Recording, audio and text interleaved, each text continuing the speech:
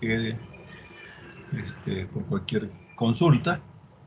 Y también vamos a hacer la presentación. Denme un segundo, lo que compartimos aquí pantalla.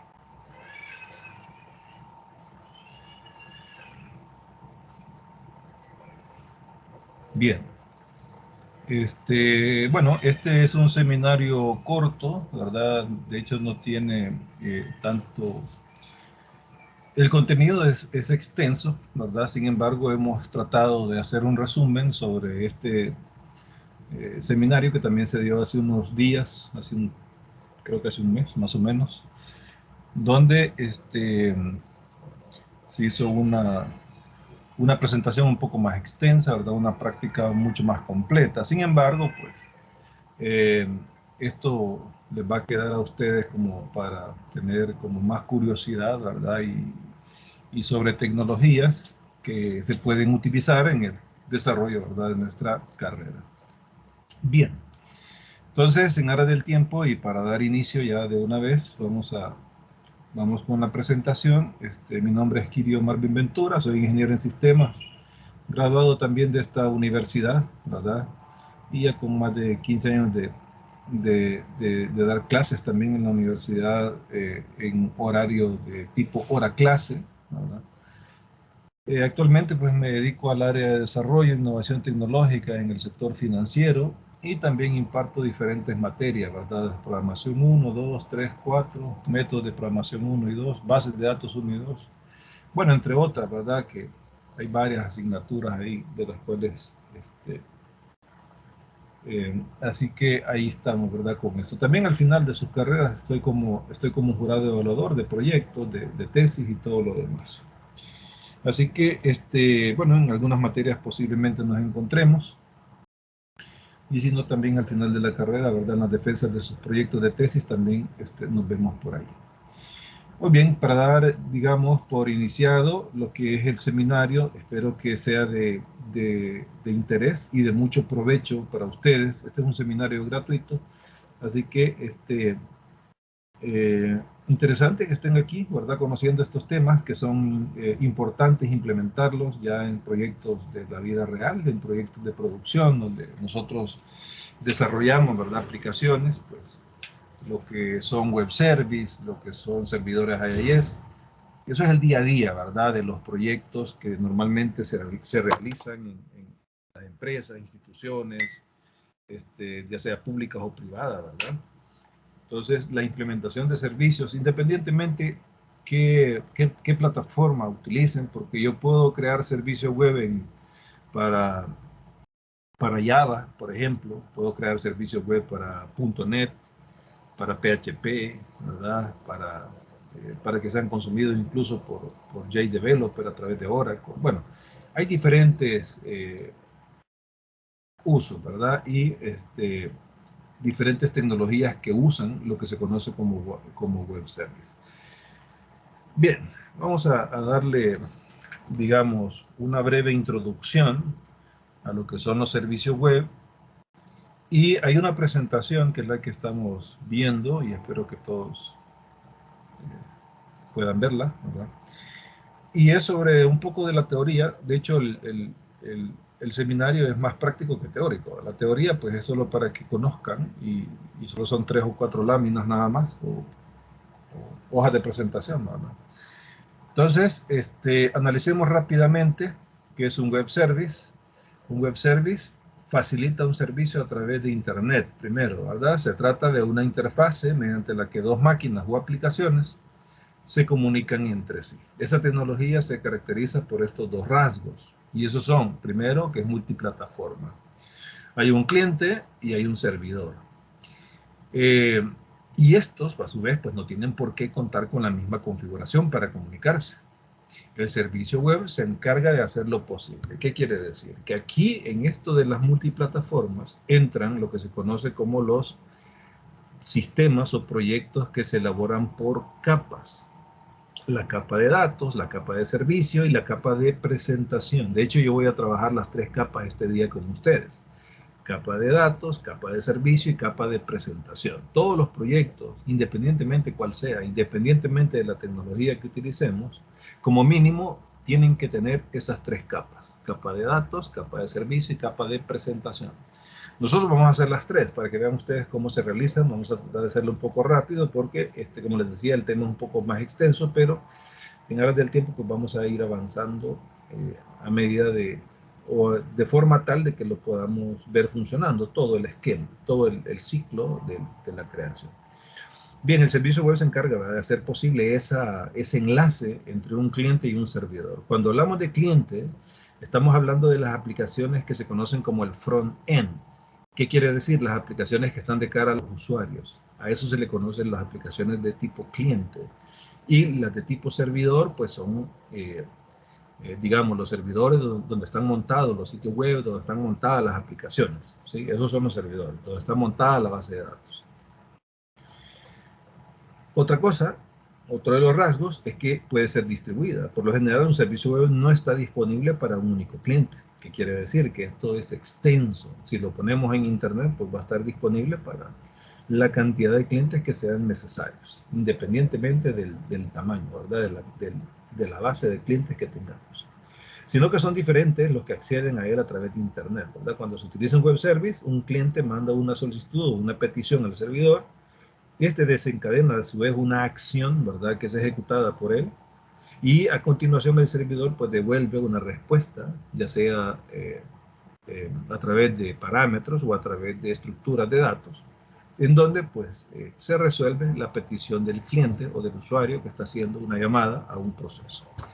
Entonces veamos el web service como un intermediario, el que tiene todo el esquema de seguridad para que la aplicación del usuario no tenga que ver directamente con el servidor de base de datos. Aquí tenemos un esquema SOAP de Web Service. SOAP quiere decir Simple Object Access Protocol. Es un protocolo de acceso a objetos simples, en español, ¿verdad? Protocolo de acceso a objetos simples. Y lo que tiene es una característica fundamental para la seguridad en la transferencia de la información. Normalmente cuando creamos proyectos con el modelo de capas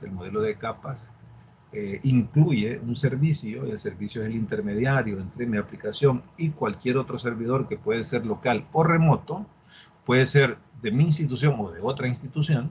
El web service hace de intermediario entre esas dos, digamos, entre esos dos grandes componentes que serían las aplicaciones de los clientes y las bases de datos en los servidores que pueden estar en otro lugar. Entonces el web service, a través de peticiones HTTP, ¿verdad?, elabora y creando formatos HTML, perdón, XML. XML es un estándar mundial para intercambio de información. Entonces normalmente los web services trabajan con archivos que se conocen como XML. Un XML es una estructura de texto plano, solo que con una característica, que es tipado y tiene una estructura definida, ¿sí?, a través de atributos, a través de componentes esenciales de servicios y sobre todo la seguridad que estos manejan. De igual manera, ¿verdad?, cuando nosotros hacemos una petición a través de un web service, ese web service va al servidor que tenga que ir, extrae la información y la devuelve siempre a través del web service hacia el cliente. Entonces, para que ustedes tengan una idea de qué es lo que vamos a hacer este día. Vamos a crear, fíjense bien, según el esquema, lo que dice servidor, ahí de hecho pueden ser dos servidores. Puede haber un servidor de base de datos y puede haber un servidor de servicios. En el servidor de servicios normalmente se monta el web service o está en lo que se conoce como el IIS, el Internet Information Service, que es donde se montan los web services. Entonces, estos servicios que pueden estar de ese lado, ¿verdad?, tanto en servidores de base de datos como en servidores de aplicaciones, son los que mantienen toda la parte de seguridad para que el cliente simplemente se conecte a través de métodos que se exponen, conocidos como web method o método web, o interfaces web que nosotros diseñamos para que los clientes consuman ciertos elementos o procesos que son los que requiere la aplicación. Entonces vamos a trabajar todos esos elementos. Vamos a crear del lado del servidor tanto la base de datos como vamos a montar el web service en el IIS y vamos a ver cómo se consume o cómo lo consume la aplicación. ¿Qué es un servidor AES? Bueno, en este caso, ¿verdad? Porque lo vamos a utilizar también, un servidor AES es un Internet Information Server, que por sus siglas en inglés, ¿verdad? O un servidor de información de Internet.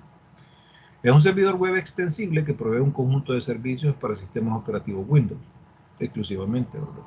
Y esta característica permite convertir su máquina en un servidor web, ya sea para una red de intranet local o también si tenemos una IP pública lo podemos hacer extensible para la nube, para la red internacional, para Internet. Para poder publicar un sitio web en Internet o en una red interna, ¿verdad? Este servicio convierte una PC en un servidor web para Internet o para una intranet. Es decir, que en los ordenadores que tienen un servicio instalado se puedan publicar páginas web tanto local como remotamente. La AES también ofrece soporte para los siguientes protocolos: HTTP, que son conocidos como puertos inseguros, HTTPS, que son puertos seguros para utilizar certificados digitales, ¿verdad? El S indica security, por lo tanto, los sitios que ustedes acceden en Internet, cuando vean que tienen el protocolo HTTPS, ustedes están entrando a un sitio seguro, ¿sí? Tenemos los FTP y los FTPS. Los FTP también son, digamos, protocolos o servicios de, de almacenamiento de datos para carga y descarga de archivos. Y de la misma forma, existen los FTP y los FTPS.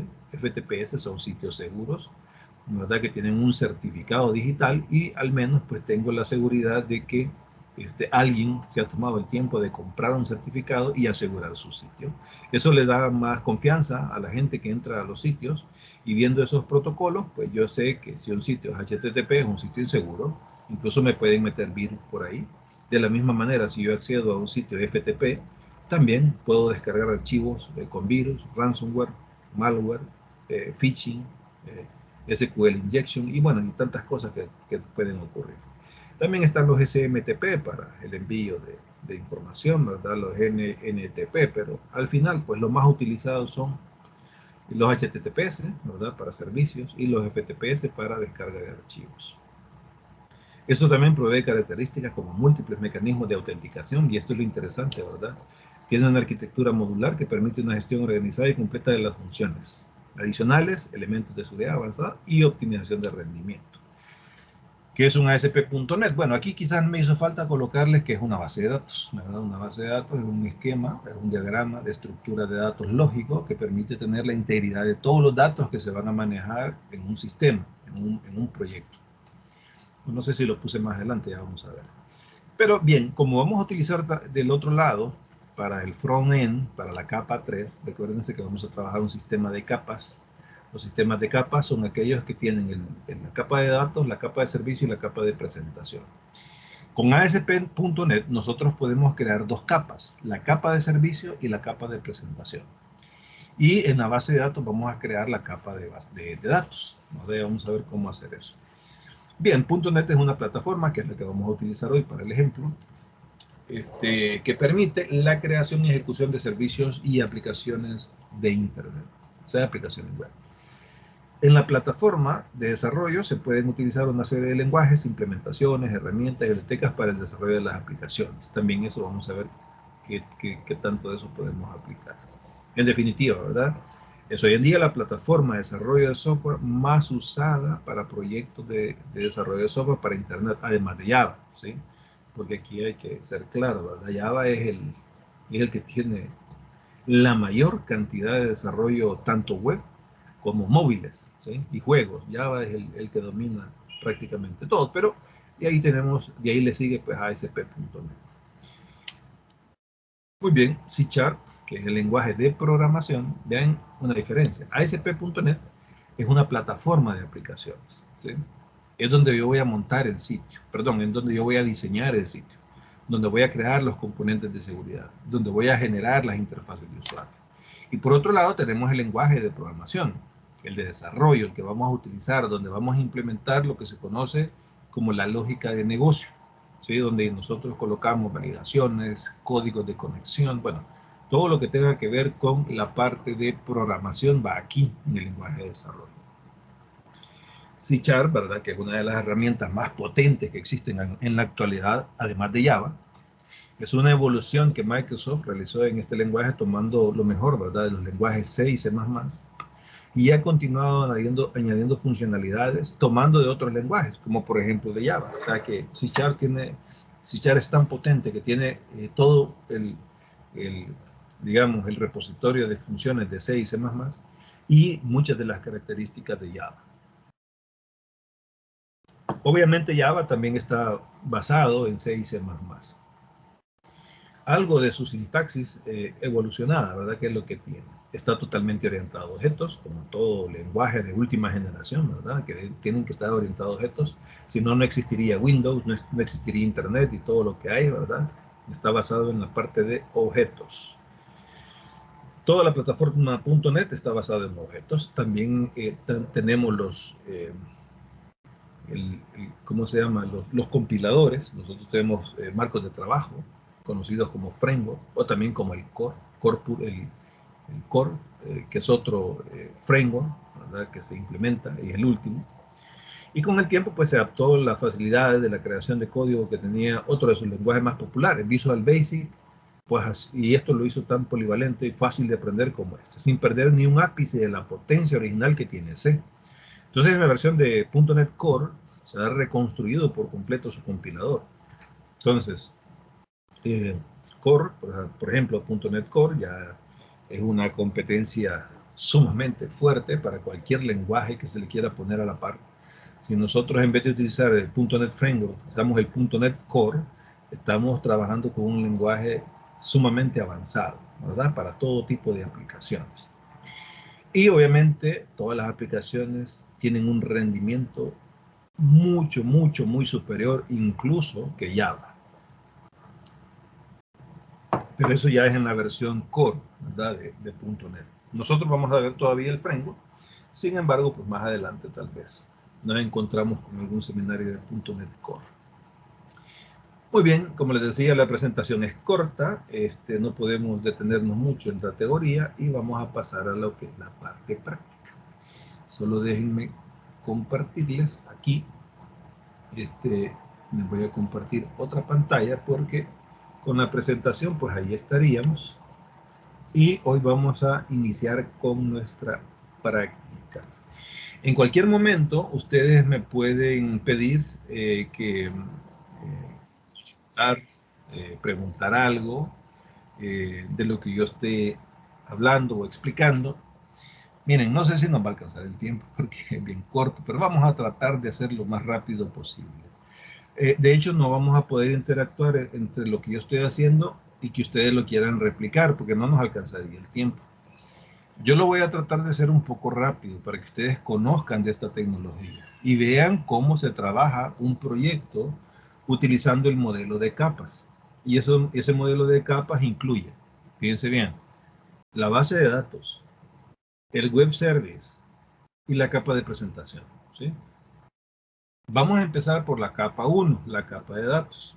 Luego vamos a seguir con la capa 2, que es la capa de servicios. Luego vamos a seguir, vamos a montar la capa 2 en el IIS, en el servidor de servicio web. Y luego vamos a crear la capa 3, que es la capa de presentación, donde vamos a utilizar el web service. Así que, miren, de entrada, fíjense bien, vamos a crear una estructura rápidamente. Voy a crear aquí una base de datos en SQL Server. Le voy a decir ahí nueva base de datos. Y le vamos a poner aquí, voy a poner a la base de datos seminario web. ¿Sí? Así se va a llamar mi base de datos.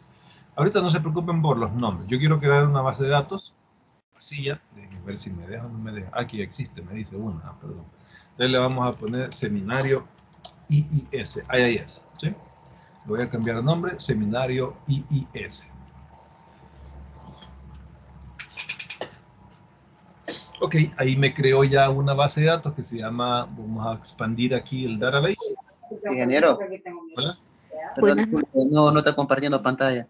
Perdón. Disculpa, es que como quité la presentación se me olvidó compartir. Vale, vamos a iniciar otra vez como habíamos empezado aquí. Bien, lo primero que hice fue cargar el SQL Server, ¿verdad? Si ustedes tienen el SQL Server, pues después, revisando el video paso a paso, van a poder hacer lo mismo que yo estoy haciendo acá. ¿Qué necesitamos para este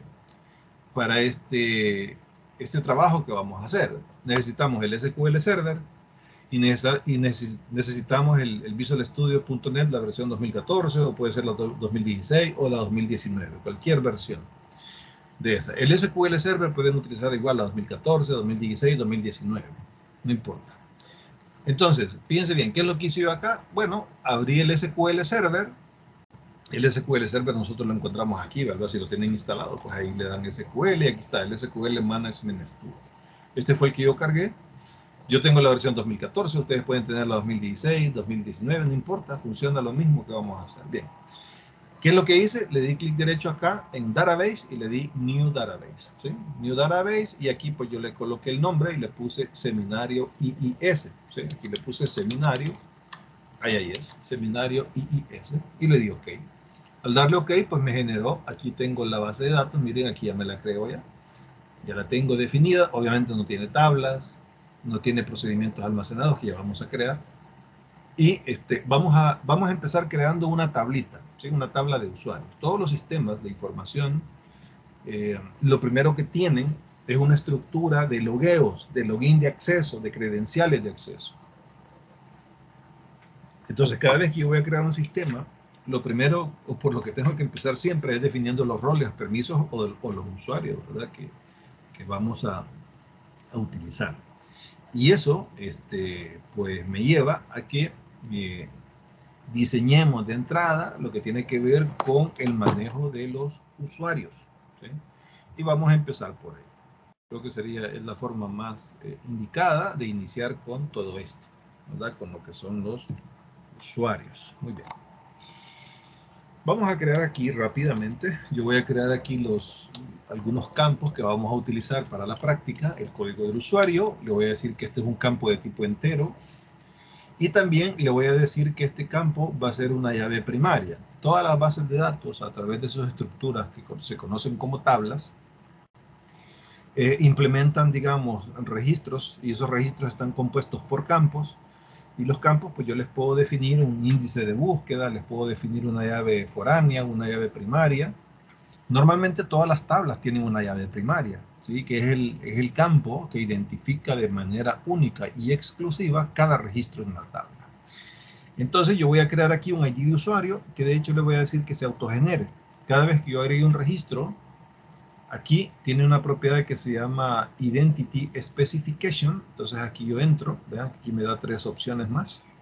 Y aquí le voy a dar doble clic para que me cambie el no por el sí. Vean que aquí abajo, donde dice is identity, le tengo que poner que sí. Esto indica que el campo, el código del usuario, se va a autogenerar. Cada vez que yo agregue un registro de un usuario, la base de datos le va a asignar el código que le corresponde. ¿Cuál código le va a asignar? Aquí está, ¿verdad? Se llama seed. El seed es el 1. Quiere decir que el primer usuario que se cree se va a crear con el código 1. El segundo, con el código 2, con el código 3. Pero eso va a depender del incremento que yo le ponga acá. En este caso dice que es de 1 los incrementos. Normalmente esos valores siempre se dejan por defecto así, 1 y 1. O sea que las llaves primarias inicien con 1 y se incrementen en 1. Si yo quisiera otro valor de inicio y otro valor de incremento, pues ahí los podría cambiar. Sin embargo, pues yo no le he visto la necesidad de hacerlo. Bien.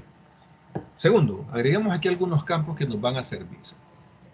Voy a agregar el nombre del usuario. Vamos a poner varchar de 50. El varchar es el tipo, es un string, no una cadena. Un varchar es un string, es una cadena, un texto. Le vamos a agregar el login, que sería el login de acceso. Este sí lo vamos a hacer más pequeño, lo vamos a dejar varchar de 25. O sea, no hay login tan grande, ¿verdad? Vamos a colocar también una contraseña, le vamos a colocar password. Solo que el password va a tener una característica, que va a ser un bar binary. Solo que va a ser un bar binary de 500, lo vamos a hacer. ¿Por qué vamos a colocarlo bar binary? Porque el password lo vamos a encriptar. Y todo lo que tiene que ver con la seguridad inicia en la capa 1. ¿Sí? Cuando estoy diseñando la base de datos, desde ahí tiene que empezar la seguridad. Y luego la seguridad va escalando poco a poco a medida que voy creando todos los demás componentes.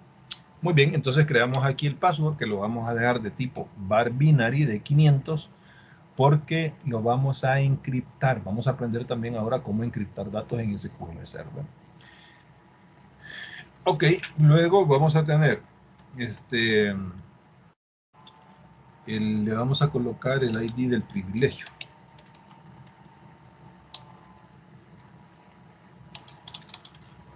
Le vamos a colocar aquí de privilegio, que va a ser de tipo entero. Este va a ser el campo que me va a indicar a mí qué privilegios o qué roles tiene ese usuario. Si es un usuario normal, digamos, de consultas, puede ser un usuario de reportería, puede ser un usuario de mantenimientos, puede ser un usuario de reportes, puede ser un usuario financiero, puede ser un usuario jefe, un directivo, un supervisor, un gerente. O sea, hay diferentes perfiles de usuarios. Entonces nosotros podemos crear en una tabla de usuarios pues el perfil y asociarle pues un privilegio en este caso. Se puede colocar como ID privilegio, como ID de perfil, como ID de rol, como ustedes quieran llamarlo. Pero la cosa es que se identifique, ¿verdad? Que no todos los usuarios son o tienen los mismos permisos. Si ustedes se han dado cuenta de haber manejado algún tipo de sistemas, se dan cuenta que a veces hay usuarios que tienen acceso a ciertas cosas y otros usuarios tienen acceso a otras cosas. Y otros usuarios tienen acceso full a todo lo que está en un sistema. Entonces, eso tiene que ver con los privilegios que nosotros le asignamos, por lo tanto, se lo vamos a colocar. Vamos a colocar también el correo. Vamos a colocar aquí el correo, espérenme, email. Está el correo. Vamos a dar de 50, varchar de 50 y vamos a colocar el estado. El estado me va a servir para saber si el usuario está activo o inactivo y lo voy a dejar de tipo bit. Ahorita no es importante que ustedes vayan haciendo o sea, me vayan siguiendo o haciendo el proceso, ¿verdad? Porque mejor enfóquense en ver cómo se hacen las cosas. Y ya ustedes con más tiempo, porque definitivamente el tiempo que tenemos aquí es corto, entonces solo fíjense cómo se hace, vean todos los pasos, entiendan lo que estamos tratando de hacer y luego ustedes pues ya con más calma y teniendo todas las herramientas pues lo hacen. Bien, y voy a colocar aquí la fecha, que va a ser de tipo date para saber qué fecha se creó el usuario. En el caso de los campos de tipo fecha, para identificar, digamos, un registro cuando se creó, yo puedo hacer esto. Miren, le puedo colocar en el default value or binding. Aquí le puedo decir yo que el campo fecha me le coloque la fecha del sistema. Y le coloco una función que se llama getDate. ¿Sí? GetDate. Entonces le ponemos esa función. ¿Y qué quiere decir? Que cada vez que yo agregue un registro, me tengo que despreocupar del código del usuario y de la fecha. ¿Por qué? Porque el código de usuario es autogenerado, la base de datos se lo va a asignar y la fecha también le va a poner la fecha del sistema a cada registro. Por lo tanto, cada vez que yo agregue un registro, solo me interesa agregar el nombre, el login, el password, el privilegio, el email y el estado. Muy bien. Voy a guardar esta tabla porque es la que vamos a utilizar de ejemplo y a esta tabla le voy a poner usuarios. ¿Sí? Así se va a llamar la tabla, usuarios. Si nosotros vemos aquí en la carpeta de tablas, y me van a disculpar que voy rápido, ¿verdad? Pero el tiempo es corto, así que lo que alcancemos a ver. Espero que lo podamos hacer completo el ciclo de procesos de las tablas. Ok, tengo, fíjense bien, la estructura. Obviamente esta estructura, si yo reviso, no tiene datos. Vean, vamos a ver acá. Le voy a dar select. Voy a mostrar los registros para que vean que ya me creó la estructura, pero no tiene datos. Vean que aquí yo hago una selección de registros. Aquí está lo que se conoce como un query, una consulta de datos. Aquí se seleccionan los campos de la tabla. Miren que aquí me aparece la base de datos y me aparece la tabla. Y el DBO, pues el esquema que está utilizando para crear las tablas. Y los registros, vean que me aparecen vacíos. Entonces, vamos a hacer una cosa. Voy a agregar aquí un registro para que vean ustedes cómo se hace. Voy a hacer un insert, ¿ven? Voy a escribirlo aquí abajo. Insert into. Y aquí le voy a decir que quiero insertar sobre... Bueno, aquí voy a seleccionar la base de datos que acabo de crear. Para no estar escribiendo todo esto, porque si no le pongo todo esto, no me va a funcionar. Entonces, para no estar escribiendo todo esto y solo poner aquí el muy nombre de la tabla, fíjense bien, si yo quiero omitir todo esto que está poniendo aquí el query, y quiero poner solo el nombre de la tabla, entonces lo que hago yo es venirme aquí y le digo que voy a utilizar la base de datos que acabo de crear, que es la de, ¿cómo le pusimos? Seminario IIS. Está, miren, seminario IIS. La selecciono y automáticamente él ya me reconoce que estoy en esa base de datos y la tabla de usuarios. Bien. Entonces, voy a hacer una cosa. Voy a insertar, fíjense bien, en los campos nombre, voy a insertar uno o dos registros. Nombre, login, ¿sí? Password. Estos son los campos donde yo quiero insertar datos, ¿sí? Si ustedes se fijan, la tabla no tiene nada, está vacía. El ID del privilegio, el ID del privilegio, y vamos a ver si le colocamos una tabla de referencia. Vamos a tener el email, el estado, nada más, hasta ahí. ¿Por qué? Porque tanto la fecha como el código se los va a asignar la base de datos. Bien. Y luego vienen los valores, que serían estos mismos los que voy a insertar yo, pero aquí vamos a insertar datos. Por ejemplo, insertemos aquí, voy a insertar mis datos, digamos, ¿sí? Ahí voy a colocar el nombre. En el login voy a poner un login, digamos KB. En el password le voy a poner una contraseña, pero la vamos a encriptar, ya vamos a ver cómo se encripta. Voy a poner la contraseña 123. En el privilegio le voy a poner 1. En el correo, pues le voy a colocar aquí un correo que yo así inventado, gmail.com. Y en el estado le voy a poner 1. ¿Sí? En el estado le vamos a poner 1. 1 quiere decir true, activo. ¿Sí? Acuérdense que el campo estado es un campo de tipo bit. Un campo de tipo bit solo tiene true o false, 0 o 1, activo o inactivo. En este caso le voy a decir que el usuario está activo, 1. Muy bien, entonces si yo hago esto, pero me hace falta aquí ¿cómo se llama? Encriptar la información. Vamos a ver cuántos campos tenemos. 1, 2, 3, 4, 5, 6. Tienen que ser 6 valores aquí abajo también. 1, 2, 3, 4, 5. Aquí están. Miren, ya tenemos los 6 valores. Aquí la instrucción se llama values. ¿Sí? Values. Así. Ahora, ¿cómo encripto esta contraseña? Esta es la contraseña que yo quiero que se me agregue. Miren. Como este campo va a ir encriptado y está en un tipo de dato conocido como var binary, y yo quiero que el password no se guarde así en limpio, sino que se guarde encriptado para que nadie lo pueda ver, ni siquiera el administrador de la base de datos pueda ver los passwords. Entonces hacemos lo siguiente. Aquí se crea un encrypt.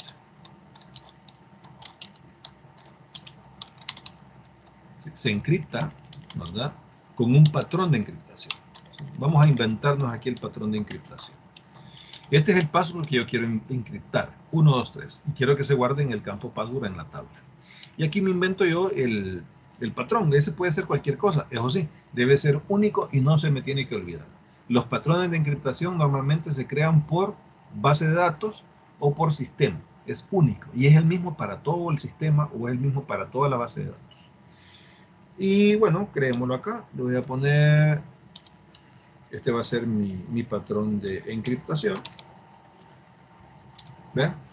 ¿Qué dice ahí? Seminario, pero le he puesto seminario como en clave, ¿verdad? Le he puesto un 5, una E, una M, un 1, una N, una A, que es una arroba, una R, un 1 y un 0. Entonces, este es mi patrón de encriptación. Ustedes se pueden inventar el patrón de encriptación que quieran, no importa, puede ser cualquier cosa, pueden ponerle Juan, pueden ponerle Pedro, pero entre más complejo sea el patrón de encriptación, más seguro van a estar guardados sus datos, lo que quieren encriptar. Ok, entonces yo le voy a poner ese, ¿verdad? Así se va a llamar mi... Obviamente no se me tiene que olvidar, ¿verdad? Si a mí se me olvida este patrón de encriptación, me puedo olvidar de los datos que encripté. No los voy a poder volver a ver nunca jamás, ¿sí? Porque los algoritmos de encriptación que tiene SQL Server son muy poderosos, difíciles de hackear, ¿verdad? Así que, bueno, vamos a encriptar. Voy a agregar un registro. Este sería mi primer registro en la tabla. Aquí lo voy a insertar. Me dice que ya agregó un registro. Para comprobar si es cierto, vean que yo voy a ejecutar este select otra vez. Y miren, ya me aparece aquí el registro.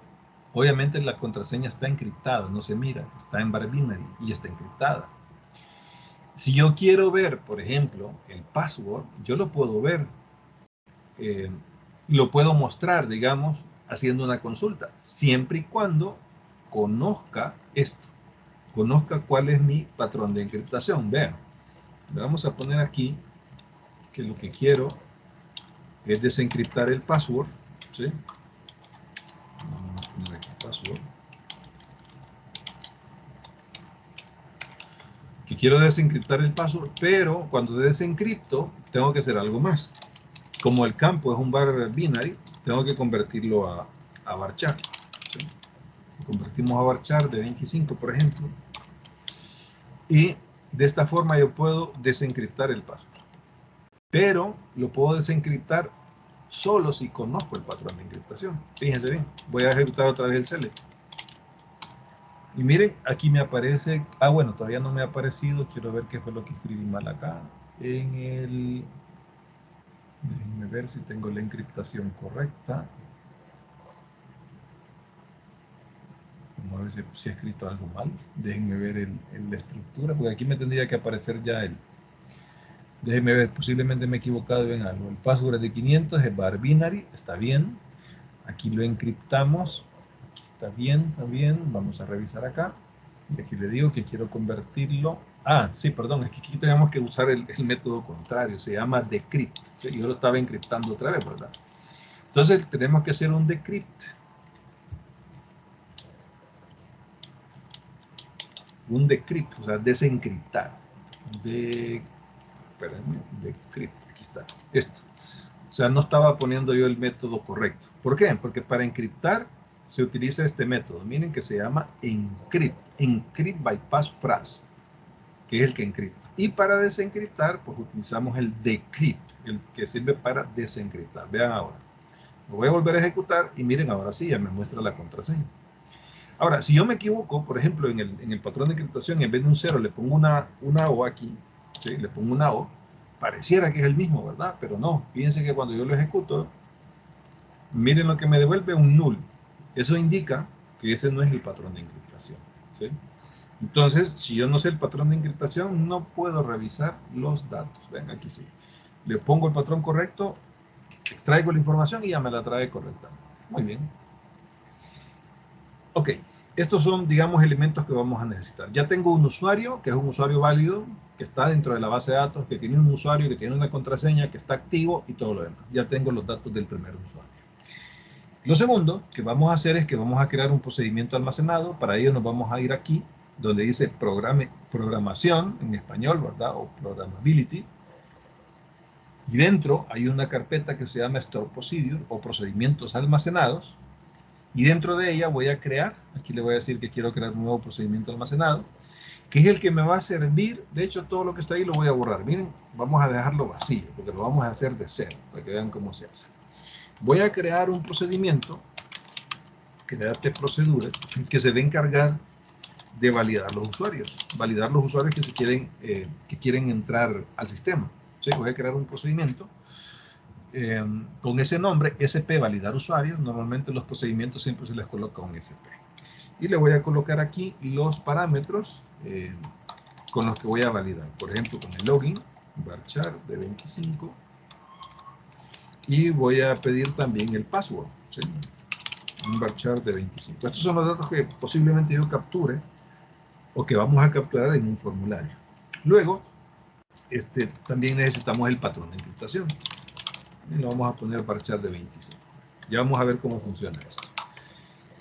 Y vamos a crear el query de validación de usuarios, el que se encarga de ir a la base de datos y ver si el usuario que está queriendo entrar a un sistema con ese login y esa contraseña existen en la base de datos.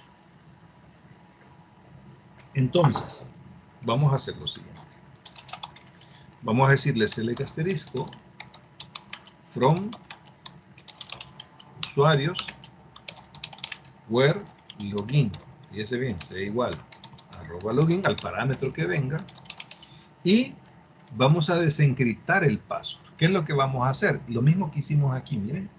Me voy a traer esta instrucción que puse aquí, ¿sí? Esta instrucción que está hasta aquí, y la voy a poner aquí. O sea, voy a desencriptar la contraseña, fíjense bien, y la voy a comparar con la contraseña que me está viniendo de algún sistema, ¿sí? Ok, vean. Entonces ahí ya lo tengo. De hecho, lo voy a hacer quizás aquí abajo para que se mire bien. Ahí está. Le digo, mire, seleccióneme los registros de la tabla de usuarios donde el login sea igual al login que viene como parámetro y el password desencriptado, al desencriptarlo, sea igual al password que me están enviando como parámetro. Para crear este procedimiento yo le puedo dar aquí donde dice ejecutar. ¿Sí? Ahí está. O le puedo dar F5 y aquí me dice que el comando se completó correctamente y aquí ya puedo ver yo si el procedimiento almacenado existe. Ven, aquí lo voy a abrir. Miren, aquí me aparece validar usuario. Ahora, ¿cómo pruebo si funciona? Bueno, podemos hacerlo de la siguiente forma. Exec. Y coloco el nombre del procedimiento almacenado para que vean cómo funciona. Ya está creado, porque yo cuando corrí esta instrucción, le di a ejecutar, ya me lo creó. Luego yo lo puedo probar. Y aquí le puedo poner yo, miren, el usuario, la contraseña y el patrón de encriptación. Ah, miren, solo que aquí me equivoqué, porque aquí, esto no va aquí. Tengo que poner la variable patrón, ¿sí? Aquí tiene que ir arroba patrón. Eso es lo que vamos a colocar acá. Por lo tanto, lo voy a modificar. Le vamos a poner aquí alter para modificarlo, pero con el patrón de encriptación. Muy bien, ahí está, ya lo acabo de modificar porque el patrón va a ir en una variable. No va a colocarse directamente en la base de datos, porque si lo coloco en la base de datos y queda guardada en el procedimiento, cualquiera va a poder ver el patrón de encriptación.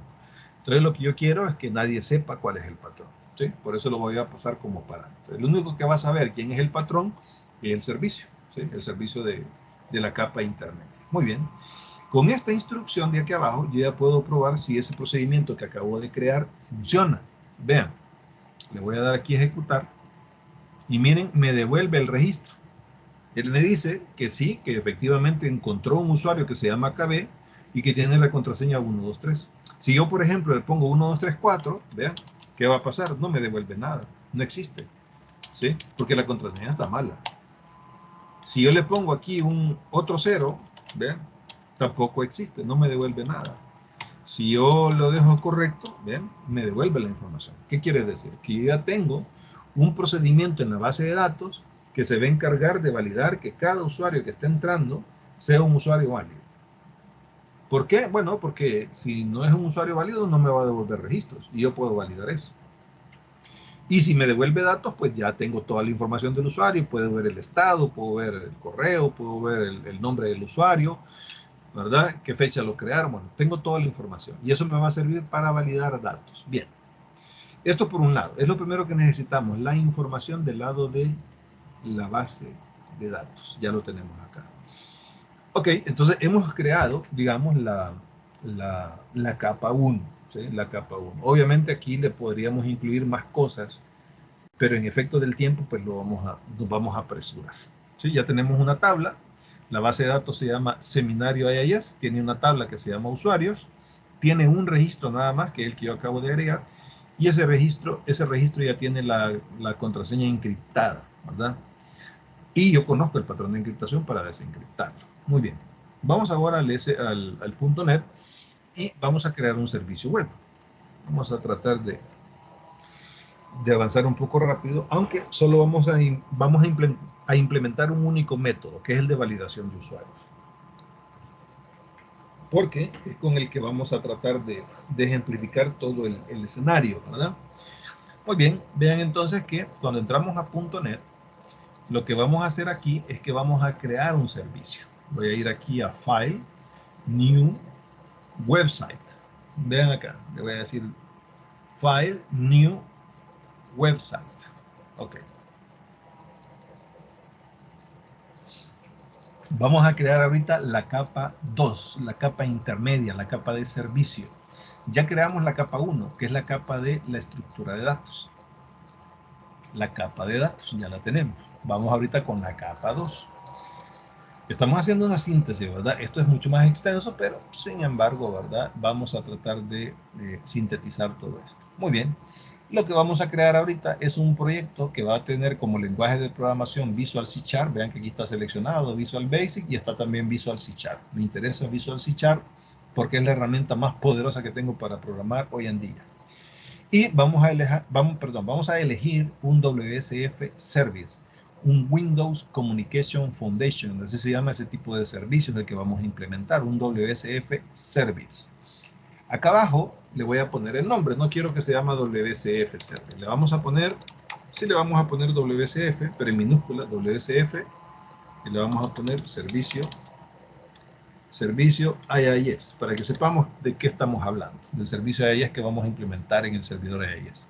¿Ok? Entonces yo le voy a poner al nombre del servicio WSF Servicio IIS o IIS, ¿verdad? Y le doy OK. Muy bien. Vamos a trabajar algo rápido del tiempo. Vuela, solo nos quedan 15 minutos. Pero, aunque ustedes no lo estén replicando, porque en un seminario, digamos, de 4 o 5 horas, vamos interactuando con los usuarios, con ustedes, ¿verdad? Y se va creando en conjunto todo el escenario. En este caso no lo podemos hacer por el tiempo, pero sin embargo, con lo que veamos, el paso a paso, ustedes ya lo van a poder implementar para que lo prueben posteriormente. Así que mejor céntrense en ver cómo se hace. Muy bien, vean que aquí me aparece ya el web service como tal. Yo lo que tengo que ver que el web service tiene algunos archivos que me van a servir de base para lo que tengo que hacer. Y entre esos archivos hay una carpeta que se llama appcode, aquí la pueden ver, ¿verdad? Appcode. Y appcode tiene dos archivos. Tiene un archivo que se llama eservice.cs, que es el que estoy viendo ahorita. Le voy a dar doble clic y miren, aquí me aparece. A este se le conoce como la interfase de métodos, ¿sí? El eServices es la interfase de servicio, la que va a estar expuesta al cliente. Y tengo un archivo que se llama service.cs, que es donde va a estar la lógica del programa, el acceso a los datos, ¿sí? Ya vamos a ver entonces cómo se crean. Primero, fíjense bien, vamos a ir al service.cs, vamos a ir al service.cs, y como vamos a utilizar datos, fíjense bien, voy a agregar aquí unos componentes conocidos como el system.data, ¿sí? Y voy a agregar una clase más que se llama system.data.sql client. El SQL client sirve para SQL Server, ¿sí?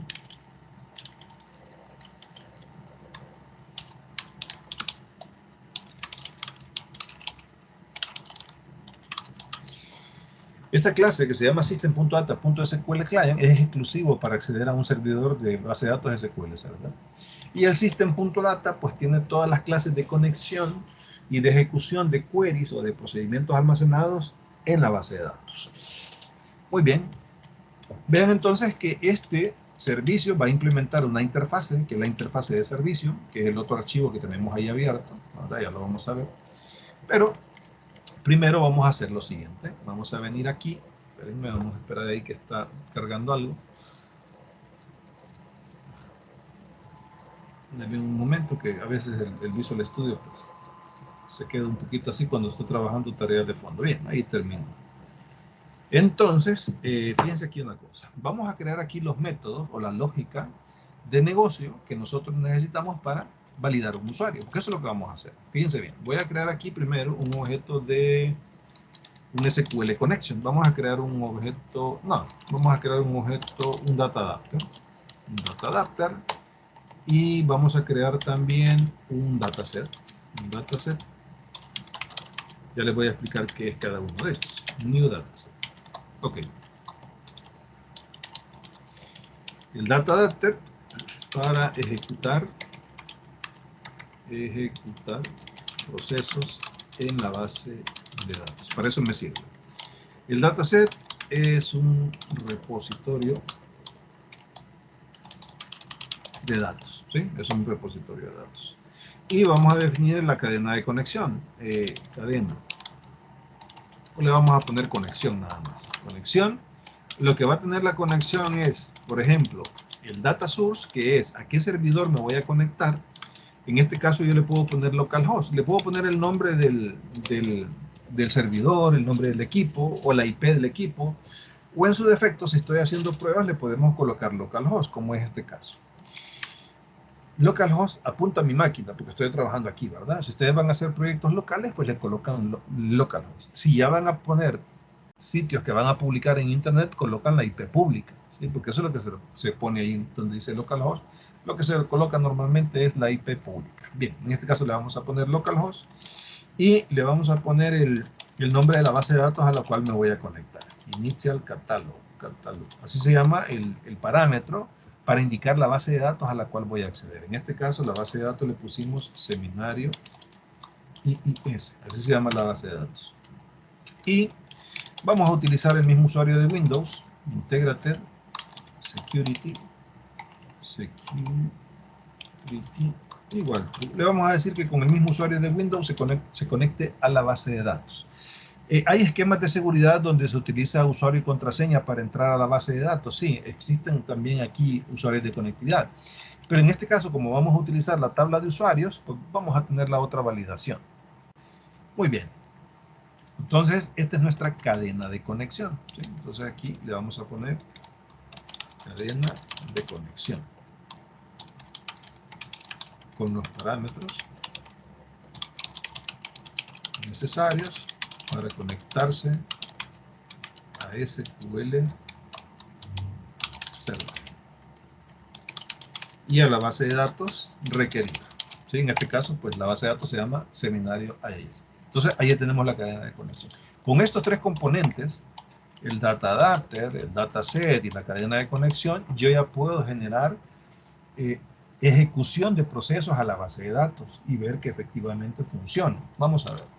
Voy a crear entonces aquí, vean que aquí esto que aparece por defecto lo voy a eliminar, no me interesa, esto que está aquí. Ya cuando yo creo un servicio me pone un método por defecto. Yo no quiero ese método, yo voy a devolver un dataset y le vamos a poner al método validar usuario, ¿sí? ¿Qué va a recibir como parámetro? Dos parámetros. Va a recibir un login y va a recibir un password. ¿Sí? Va a recibir un login y va a recibir un password. Entonces, ¿qué es lo que voy a devolver yo? Tengo que devolver un dataset. Pero ese dataset va a ser a través de una instancia en donde yo le voy a decir cuál es el procedimiento que yo quiero ejecutar, que es el de validar usuario. Vean que aquí el data adapter ya me sirve para indicarle qué es lo que va a hacer y sobre todo en qué conexión lo va a hacer. La conexión le indica en qué base de datos, en qué servidor y qué tipo de conexión va a establecer. En este caso, el usuario de Windows es el que se va a conectar. Como esto es un procedimiento almacenado, entonces hay que especificar que lo que voy a ejecutar yo es un procedimiento almacenado. Y esto tiene, el data adapter tiene una propiedad que se llama command type. Con esto yo ya le puedo decir que lo que voy a ejecutar, miren, es un procedimiento almacenado, un store procedure. Como el procedimiento almacenado recibe parámetros, también acuérdense que el procedimiento almacenado que recibe va a recibir estos tres parámetros: el login, el password y el patrón de encriptación. De hecho, este patrón me lo voy a llevar allá porque lo voy a necesitar. ¿Sí? Voy a definir aquí una variable, fíjense bien, también de tipo string que le vamos a llamar patrón. Y la voy a colocar aquí.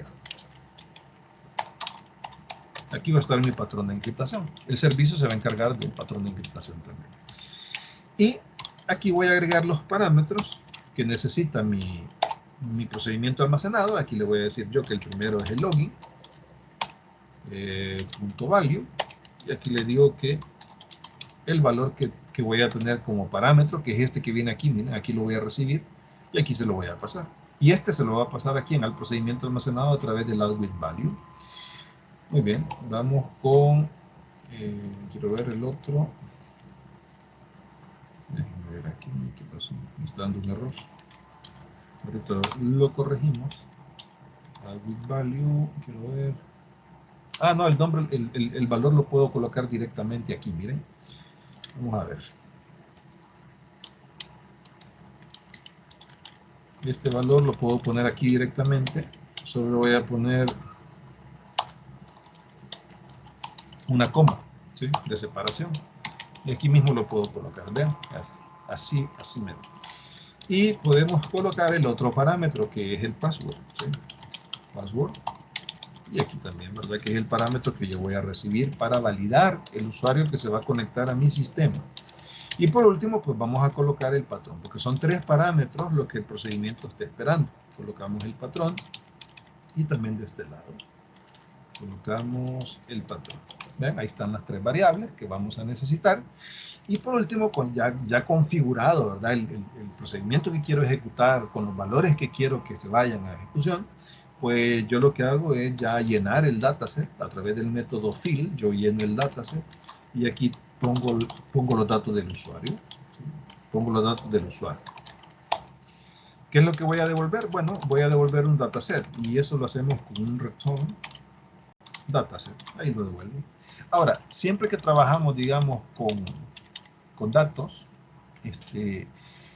lo que sí se puede hacer es que esto se protege a través de códigos try-catch. Quizás no lo hice, pero se lo voy a poner ahorita para que vean ustedes cómo se protegen los datos utilizando bloques try-catch. Lo voy a colocar ahorita por si en algún momento nos da un error.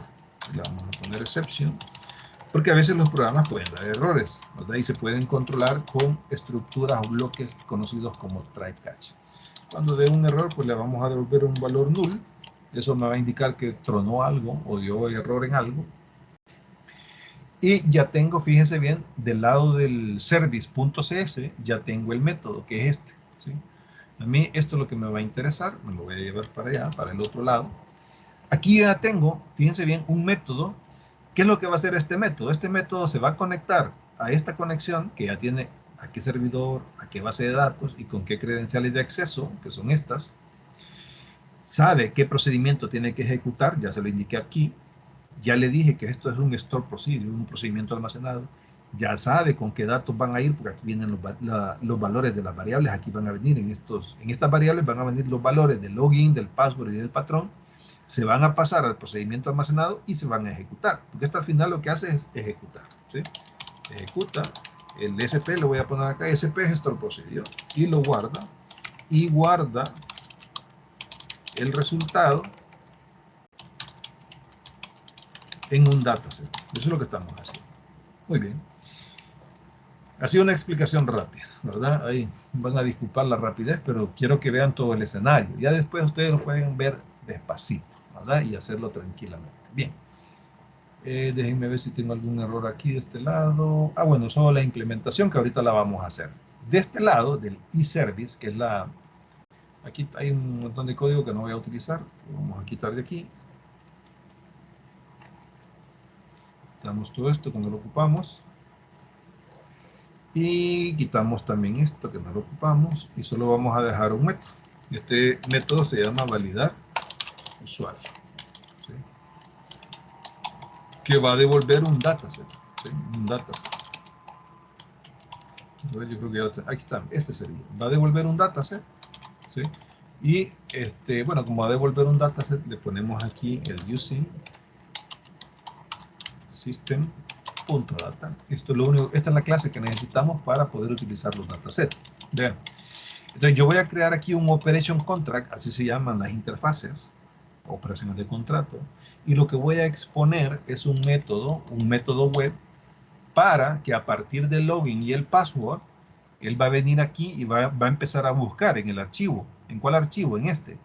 Si existe uno que se llame validar usuario y si recibe estos dos parámetros, ¿sí? Ya lo vamos a ver funcionando. Y bueno, lo vamos a ejecutar, lo voy a guardar. Y ahorita vamos a hacer la prueba para que ustedes vean, lo voy a ejecutar aquí. Y vamos a probar si efectivamente me devuelve los datos este servicio. Ok, aquí si les aparece este mensaje cuando estén ya ustedes probándolo, aquí simplemente hay que dejarlo tal como está y darle OK, ¿sí? Para que active el modo de depuración. Si no, no puedo depurar los programas para poderles dar seguimiento a los errores y todo eso. Es importante que le den OK a ese mensaje. Miren, ahí me está cargando ya el web service. Esta pantalla es una ventana de pruebas donde yo puedo probar el web service antes de implementarlo. Vamos a ver.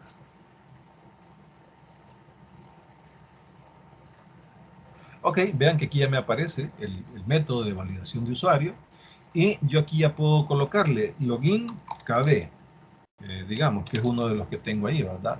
Contraseña 1, 2, 3, nada más. El patrón ya lo tiene interno el servicio, ya no tengo que pasarlo yo acá. Simplemente le doy invoke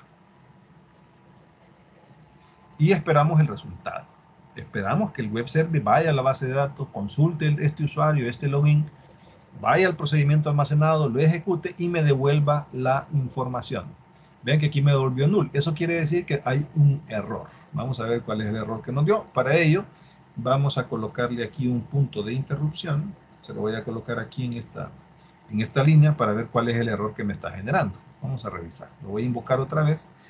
Y me va a saltar aquí el error. Ahí me va a decir qué fue lo que ocurrió. Para eso sirven los métodos o los bloques try catch, para que cuando algo no funciona o genera algún error, pues se detenga. Vamos a ver qué nos dice acá. Vamos a darle clic al X y ver cuál fue el error que nos saltó. Dice que no puede abrir con mi usuario. Vale. Dice que con mi usuario no lo puede abrir, como que no tuviera yo los permisos de administrador. Ok, entonces vamos a hacer lo siguiente. Déjenme ver si le puedo colocar aquí. Vamos a hacer una cosa. Como mi usuario... es que no cargué el Visual Studio como administrador, creo yo. Vale. Lo extraño es que yo soy administrador y no me está dejando, vaya. Pero eso no es problema. Lo que vamos a hacer es lo siguiente. Vean que yo aquí lo tengo. De hecho, lo tengo creado como mi usuario. No sé por qué no me dejo. Déjenme ver si la puedo... No, si la estoy viendo. Aquí está. Con el Integrate Security igual true, y ahí lo tengo. Déjenme ver. Vale. En el caso de que les aparezca un error de este tipo, que ustedes, digamos, el usuario no les puede validar, eso no es ningún problema. ¿Sí? Eso se puede corregir, ya lo vamos a ver cómo. Solo déjenme ver si está haciendo algo adicional aquí. Porque el login no tiene permisos. Vale, está bien. Mi login de usuario Windows no tiene permisos, pero bien raro, porque sí tengo, ¿verdad? Pero bueno, sin importar eso, fíjense bien, vamos a hacer lo siguiente. Si tuvieran ustedes problemas de usuario, vienen aquí y vamos a crear aquí un login. Voy a crear un login especial para esta base de datos. Aquí le doy New Login. ¿Sí? Voy a crear un usuario que se llame seminario. No, le voy a poner user IIS. ¿Sí? Para saber que estoy haciendo referencia a este. Le voy a decir que es un usuario de SQL Server. También le voy a poner una contraseña aquí. Le vamos a poner 123, 123. Y le voy a quitar aquí las políticas de contraseña. Y le voy a decir también que este me va a servir para la base de datos seminario IIS. ¿Ok? Ahí le establezco esos 3 parámetros. Vamos luego a User Mappings. Aquí la seleccionamos también. Le decimos que... no, perdón. Aquí es donde la tenemos que seleccionar. ¿Sí? En la primera parte la vamos a dejar como estaba. Que cree los elementos bases en la master. Sin ningún problema. Que es la base por defecto. En User Mapping le tenemos que poner la base de datos a la cual quiero acceder. En Status solo verificamos que esté Grant y que esté Enable. ¿Sí? Y ya con eso lo tenemos. Le voy a dar OK. Y vamos a probar, déjenme probar si funciona el usuario que acabo de crear. Le voy a decir que quiero entrar con el usuario SQL, que se llama User IIS. Y la contraseña le puse 123. Vamos a ver si se conecta. Ahí está, miren, y con ese usuario ya me va a dejar entrar. Aquí me aparece, aquí está la base de datos seminario IIS, aquí está. Entonces, cuando digamos, no tengo un usuario de Windows que se pueda conectar, entonces yo lo que puedo hacer es crear un usuario de conectividad. ¿Sí? Ya vi que con este usuario se puede conectar, me voy a desconectar ahorita. Y lo que me hace falta es asignarle los permisos al usuario. Fíjense bien, le voy a asignar los permisos rápidamente. Aquí me aparece, miren, el User IIS, que está dentro de la carpeta Security de la base de datos. Aquí hay 2 carpetas Security. Una es de la base de datos y otra carpeta Security que está aquí más abajo, que es la de Logins. ¿Sí? Aquí creo el usuario. Y en la base de datos le creo los permisos. Clic derecho, Properties. Le voy a crear el permiso para que pueda ejecutar el procedimiento almacenado. Vamos a darle en Search y luego aquí en Object, porque me interesa buscar los objetos de tipo, Object Types, me interesa buscar los procedimientos almacenados de esa base de datos. ¿Para qué? Para que este usuario de conectividad lo pueda ejecutar. Vean, aquí lo voy a buscar y aquí me aparece. Le digo, mire, este procedimiento que se llama validar usuario, quiero que se ejecute. Aquí tiene la propiedad de ejecución. ¿Sí? Entonces lo ejecutamos, o sea, le damos los permisos de ejecución. Y eso quiere decir que yo vengo aquí, le voy a detener el servicio, y le voy a colocar aquí las propiedades de seguridad. No me dejó con Integrated Security porque dice que los permisos no los tengo. Bien, cosa extraña, ¿verdad? Tendría que revisar qué es, pero no hay ningún problema. Yo le digo que voy a entrar con KB y el password 123. Perdón, el usuario es user IIS, ¿sí? Y la contraseña 123. Vean que cambio las características entonces de la cadena de conexión. Se lo cambio, ¿sí? En vez de ponerle Integrated Security, ahora le voy a poner que voy a usar un usuario de conectividad. Muy bien. Vamos a probarlo otra vez. Guardamos y volvemos a probar. Vamos a ver ahora qué hace. Vamos a ver si me salta un error o me deja pasar. Ya con esto creería yo que no hay problemas porque estamos utilizando un usuario directo que hemos creado en la base de datos como usuario de conectividad. Así que lo vamos a probar en este momento.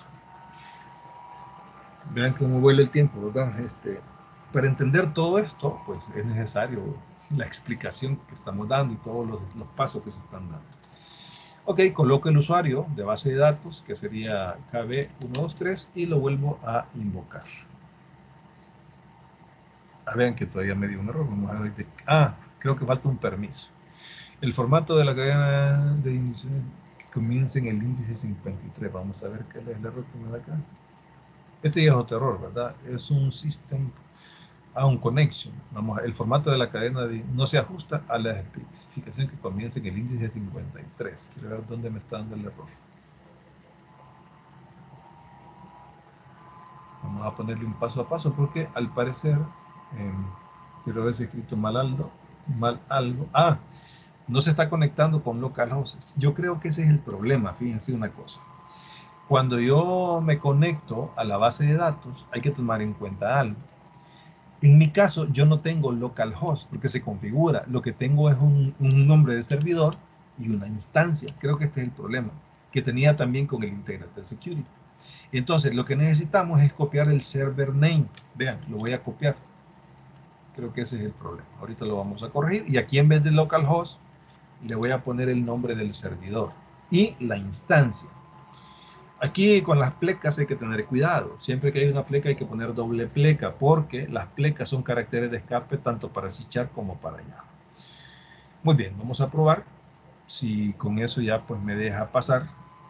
Creería yo que sí porque el localhost creo que no lo tengo configurado yo como tal, sino que tengo configurado nombre de servidor e instancia, ¿sí? Entonces vamos a probarlo rápidamente otra vez. Voy a poner mi usuario KB, la contraseña 123, le damos invoke, sigue dando el error. Vamos a ver qué me da. Vamos a ver qué dice. Bueno, pero está dando otro error, pero en otro lado. Vamos a ver de qué es ahora. Está dando en el conexión opción. Vamos a ver. Azul, initial catalog, seminario user ID y password. Quiero ver si no me he equivocado en algo también acá. En el nombre de la base de datos, seminario IIS y el servidor. Bien, ahí lo tenemos. Vamos a hacer una cosa. Le voy a poner un punto de interrupción antes para ver dónde se está quedando, en cuál línea. Eso vamos a hacer. Hay algo que no le está gustando sobre lo que yo acabo de poner. Vamos a ver qué es. Vamos a ir en el paso a paso. Los puntos de interrupción sirven para cuando hay un error y nosotros no podemos identificar dónde está el error. Entonces los puntos de interrupción me sirven para eso, para que el programa se detenga en un punto específico y luego pues yo pueda explorar, ¿verdad? En el paso a paso y ver qué es lo que está ocurriendo. Muy bien, le voy a dar aquí invocar y aquí vamos a ir paso a paso con F11. Aquí truena, miren, en la cadena de conexión está tronando. Validar usuario y veamos la cadena de conexión. Initial catalog. Quiero ver si le he puesto los puntos y comas. Ok, sí, aquí está malo, miren. Aquí lleva un punto y coma, yo le he puesto coma nada más. Déjenme arreglar eso. Y vamos a volver a probar. Creo que había un error, pero en la cadena de conexión.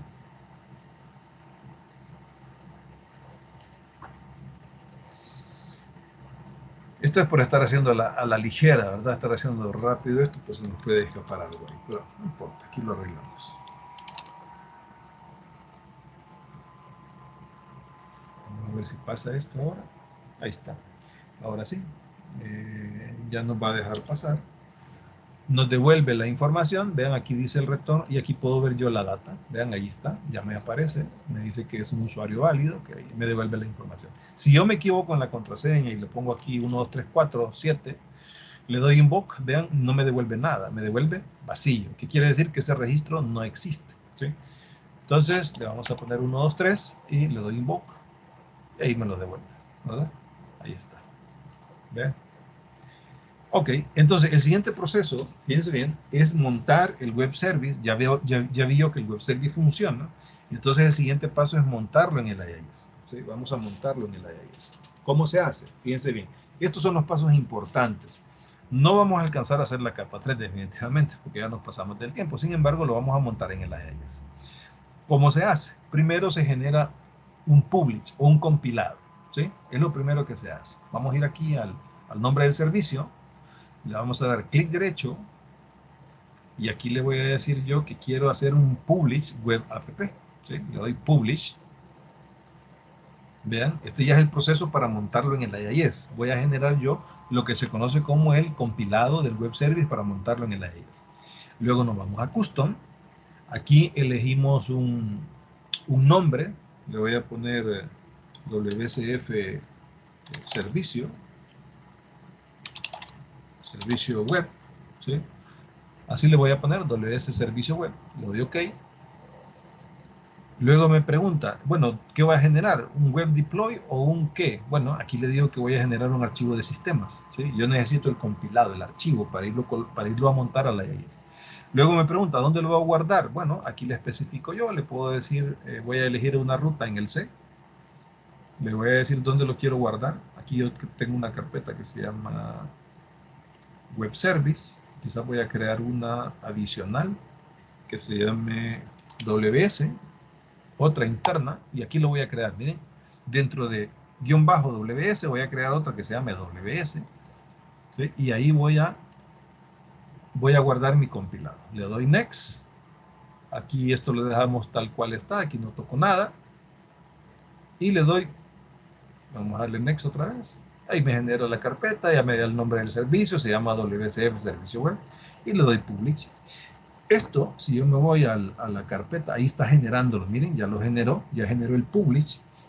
El publish es una carpeta con un compilado, que es el que me sirve para montar en el IIS. Ahorita vamos a ir a revisar lo que me generó. Vean aquí en esta carpeta WS, y aquí tengo una carpeta que se llama WS. Aquí tengo los archivos, ¿sí? El compilado del web service. Ahí tengo el compilado del web service. ¿Qué es lo que tenemos que hacer? Copiamos estos archivos con toda la carpeta, vean. Lo voy a copiar. Lo copio. Y en todas las máquinas donde existe el IIS, el servidor de Internet Information Server, existe una carpeta que se llama inetpool. De hecho, ustedes la han de tener todos, ¿sí? Inetpool. Entramos a la carpeta inetpool y entramos a esta carpeta que se llama www.root. Ahí se colocan los web service que queremos. En este caso, vamos a crear nosotros aquí una carpetita para el web service que vamos a montar, ¿sí? Vamos a crear aquí una carpetita y le vamos a llamar, le voy a decir continuar acá, le vamos a poner WS Seminario. Aquí le pueden poner el nombre que ustedes quieran. Le voy a poner WS Web Service Seminario, ¿sí? WS Seminario. Abro. Ahí voy a pegar los archivos.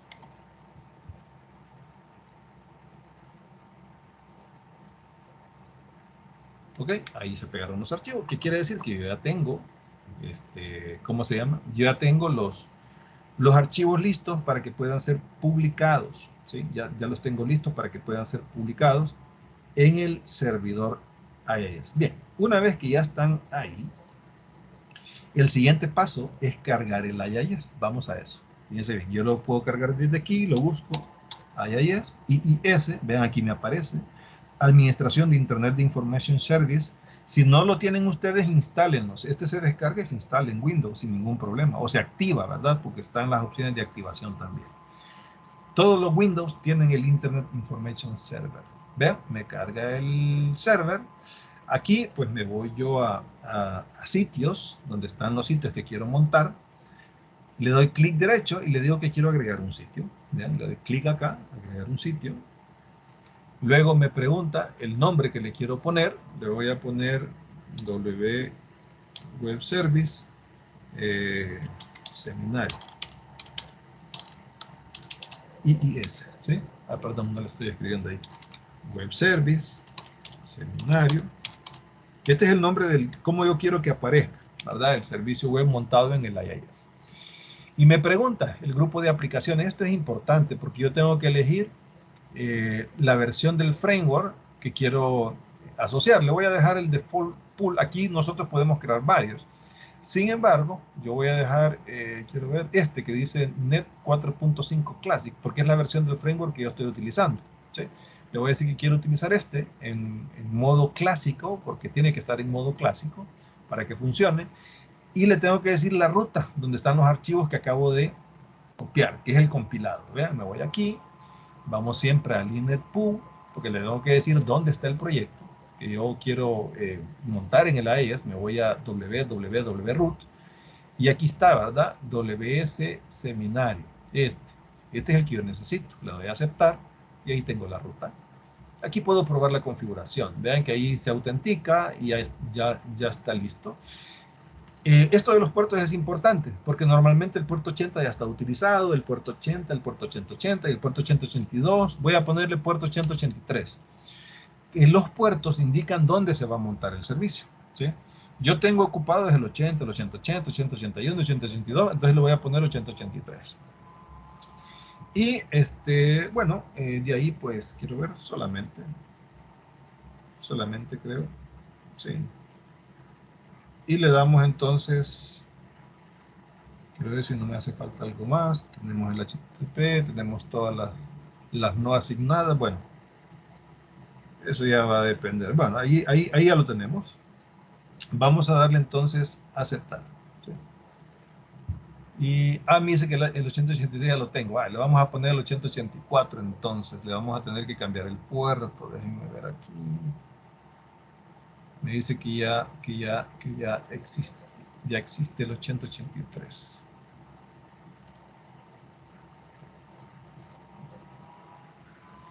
Déjenme, ¿dónde está en la configuración básica? Creo que parece. Déjenme cambiarle el puerto. ¿Dónde lo tengo? Configuración básica, configuración avanzada. Aquí está, miren. A ver si me deja. No me deja cambiarlo desde aquí. Vale, vamos a hacer una cosa. Lo voy a quitar porque no me sirve con ese puerto. ¿Sí? Me dice que ya está ocupado. Lo voy a volver a crear para que vean. Agrego el sitio. Pongo WS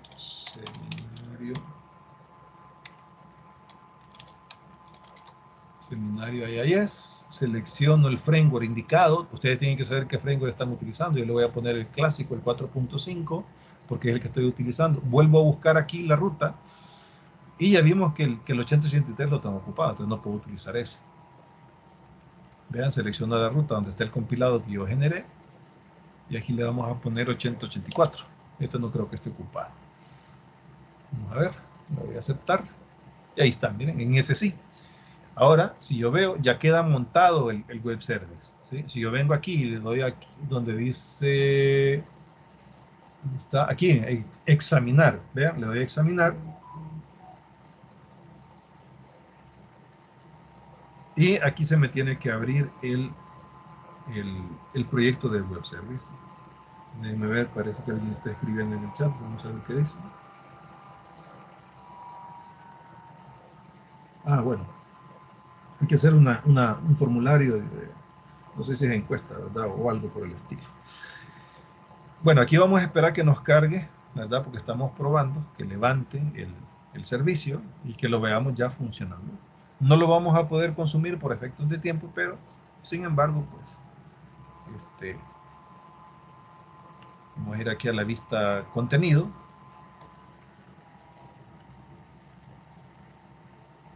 Y le vamos a decir que lo quiero examinar. Aquí le vamos a dar. Vean, ahí me está cargando ya el servicio. Vamos a ver. Miren, ahí está. Ya levantó. ¿Qué quiere decir? Que yo ya tengo montado el servicio web que yo creé, en un IIS. Este es el proceso para montarlo. Ahora, el proceso para consumirlo, pues lastimosamente sí no nos alcanza el tiempo para ya crear la aplicación, que es la capa 3. La capa 3, ¿qué es lo que hace? Conectarse a este web server, que ya está montado en el IIS, y utilizar el método de validación de usuario para donde yo ya puedo crear, digamos, un login, un password. Más bien, puedo ingresar un login y un password en una aplicación, puede ser una aplicación de escritorio, puede ser una aplicación web, puede ser una aplicación móvil, ¿sí? Entonces, esas aplicaciones lo que hacen es utilizar la ruta, la URL del web service, miren que aquí aparece abajo la ruta, y con esa ruta yo ya me puedo pegar a los métodos que están contenidos en ese web service. Entonces, ¿qué puedo hacer? Bueno, desde la aplicación yo le mando el login a través de una pantalla, yo le digo ingrese credenciales de usuario, el usuario ingresa su login y su contraseña, la aplicación de usuario envía la petición al web service que está montado en el IIS se encarga de recibirlas, las procesa, las manda al SQL Server, el SQL Server le responde al web service y el web service le responde a la aplicación del cliente. Y ahí se cierra el ciclo. Entonces, el IIS le responde si puede entrar o no puede entrar dependiendo de las credenciales que esté ingresando. Lastimosamente no podemos hacer la capa 3 por tiempo, ¿verdad? Pero hemos visto en resumen cómo crear por lo menos las dos capas. La capa de datos y la capa de servicios y cómo se monta en el IIS, que es lo esencial. Ya de aquí en adelante, pues, solo he de investigar cómo consumir un servicio, ¿sí? Cómo consumir un servicio web en .NET. Y ya solo, pues, queda básicamente reutilizar la URL, o sea, la URL es la que aparece aquí abajo, que empieza con HTTP hasta el nombre del servicio, que es SBC. Hasta ahí.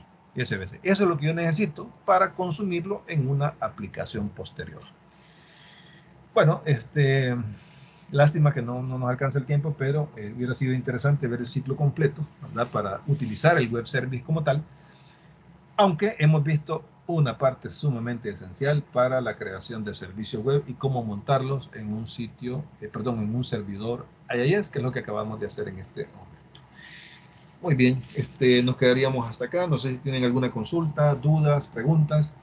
Si alguien quisiera el proyecto completo, pues me lo piden. Yo tengo, puedo generar, ¿cómo se llama? Una interfase para que ustedes carguen la interfase. Obviamente, si lo quieren probar, ¿qué es lo que tienen que hacer? Cambiar los datos de la cadena de conexión. Van a tener que crear un usuario propio. Pueden crear este mismo, así como yo lo hice. Y tienen que cambiar aquí el nombre del servidor, ¿verdad? Porque cada máquina es distinta. Ese es el mío, ¿verdad? Eso que dice Data Source, Kirby en SQL Server es mi servidor. Ustedes tendrían que cambiar por el de ustedes y si van a utilizar otro usuario de conectividad, pues aquí le cambian los datos del usuario. Muy bien, entonces sería por hoy pues solamente. Tal vez más adelante podemos ver un escenario completo, pues de momento pues sería todo. No sé si tienen alguna consulta, pregunta. Lo que quieran una copia del proyecto, pues me lo hacen saber, o si no, se los voy a poner aquí en el grupo. Ya cuando tenga completo, pues yo se los paso acá, aquí en este mismo grupo, ahí se los voy a pegar en un zip. Y pues ya ahí tienen que ustedes integrarlo, ¿verdad? O sea, correr el web service, montarlo en el IIS y cambiar la ruta, lo que les estaba diciendo aquí, ¿verdad? La conexión. Cada conexión es distinta, cada conexión va a depender del servidor de cada uno. Perfecto, no sé si hay preguntas, si no, pues llegaríamos. Hola, buenas noches. Buenas noches. Yo quisiera saber si este proceso puede realizarse también en Mac, si habría alguna otra complicación.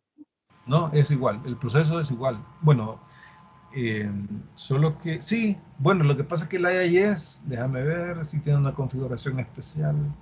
Como el IIS es exclusivo de Windows, tendrías que, sí te va a dar problemas, porque el IIS creo que no funciona en Mac. Tendrías que montar una máquina virtual para probarlo. Sí, porque el problema lo vas a tener en el IIS, tal vez no en el web service, porque yo puedo crear el web service, Puedo crear la aplicación con las Mac, ¿verdad? El problema es el servidor donde se va a montar. No se podría montar el IIS en la Mac, es lo único. Entonces no podrías probar el proyecto completo, porque el IIS es exclusivo de Windows, ¿sí? Mac pues tiene sus propios servidores aparte, ¿verdad? Habría que hacerlo de otra forma. Así que sí tendrías un inconveniente, pero solo con el IIS, nada más. Ah, ok, de acuerdo. Y eso funciona con las páginas web también. Sí, sí, sí. De hecho, lo que hemos hecho es un proyecto web realmente, un servicio web, que lo que hace es... Ajá, digamos, donde, Hola. donde va el localhost, ahí se pondría la URL del sitio o... No, donde va localhost iría el nombre de la máquina. O sea, aquí Ah, puedo cambiarlo por, ya te digo, lo voy a volver a cargar para que veamos. Lo que se coloca es el nombre del servidor o el IP del servidor. Lo voy a dar a examinar para que la veamos. Y aquí donde dice localhost, se coloca el nombre del servidor. Por ejemplo, HTTPS. No, no es ese, porque no tengo un certificado digital. Y le pongo pleca pleca y el nombre y el IP de mi máquina. Quiero ver cuál es la IP de mi máquina. Vamos a poner aquí.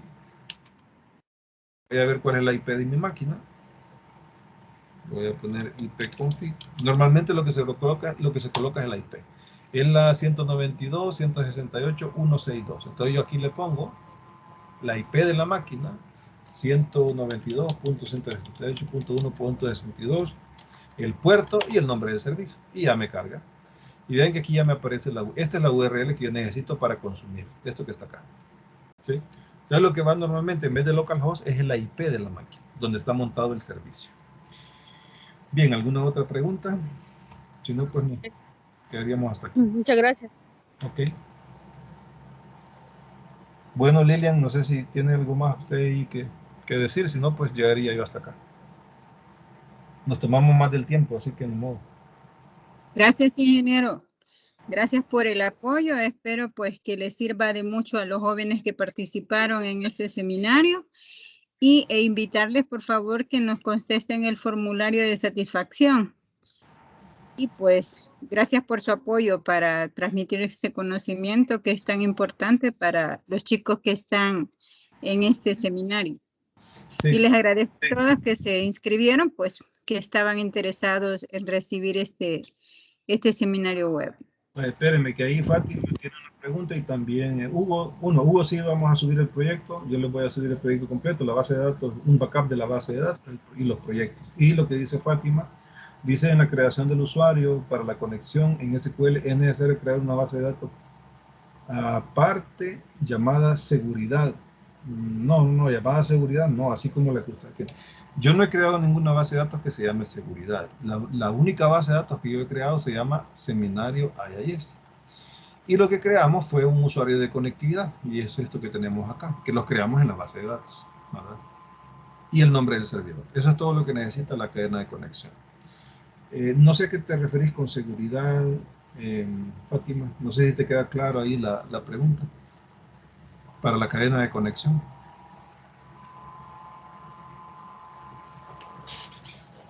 Bueno, si no, pues ahí estaríamos, ¿verdad? ¿Algo más, muchachos? Si no, nos vemos en una próxima ocasión. Por mí sería todo, así que quizás en la carpeta de seguridad. Ah, sí, hay que crearla, perdón. Entonces, si se refiere a la base de datos aparte llamada...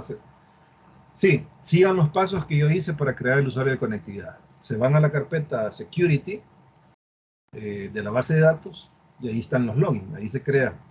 Y luego se van a la carpeta Security de la base de datos y le asignan los permisos al usuario que se acaba de crear.